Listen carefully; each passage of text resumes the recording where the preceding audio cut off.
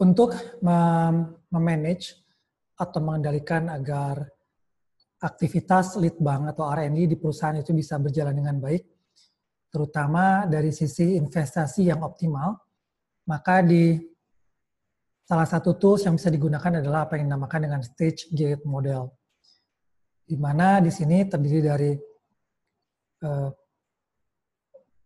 sampai 5 gate yang gunanya untuk menyaring keputusan-keputusan bisa diambil dari fase-fase riset. Nah, sekarang kita membahas tentang gate 0, yaitu proses penemuan ide. Jadi, gate 0 ini adalah yang pertama dari stage gate proses atau stage gate model, di mana di sini kita melakukan proses mencari ide tentang proyek-proyek apa yang diinginkan oleh perusahaan atau oleh usaha kita yang kita memiliki kemampuan untuk melaksanakannya, untuk mengeksekusinya. Jadi biasanya ini bisa dilakukan secara masing-masing individu di perusahaan berdasarkan aktivitasnya selama ini atau berdasarkan aktivitasnya mendatangi beberapa eksibisi atau bertemuan dengan klien, macam-macam sumber dari ide yang bisa mengenerate atau membangkitkan proyek-proyek apa yang kemudian akan dieksekusi sebagai lead bank pengembangan produk di perusahaan. Kadang-kadang juga perusahaan suka mengadakan aktivitas khusus seperti brainstorming atau grup-grup diskusi yang tujuannya untuk mengenerate idea, mengenerate ide-ide yang nantinya akan dieksekusi oleh perusahaan. Jadi begitu ide-ide ini sudah di-generate, maka ide-ide ini akan dipilih, yang dari ide yang dipilih ini kemudian akan dilanjutkan di stage-stage berikutnya.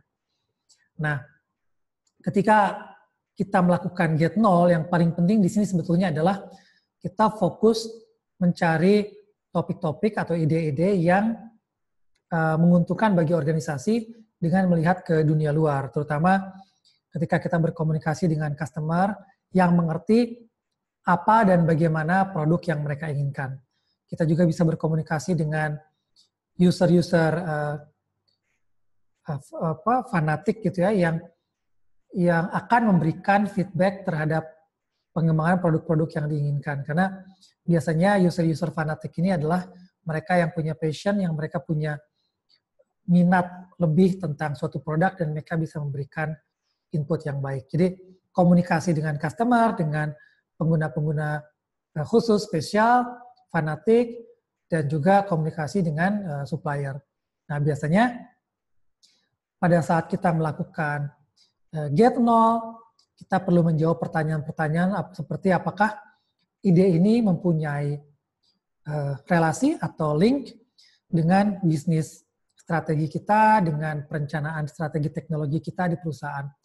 Kemudian apakah kita sudah mengidentifikasi customer yang potensial dengan ide ini, apakah kita sudah menganalisa pesaing-pesaing, kemudian apa sebetulnya pesan kunci dari proyek ini, apa yang baru dari ide ini, apakah kita sudah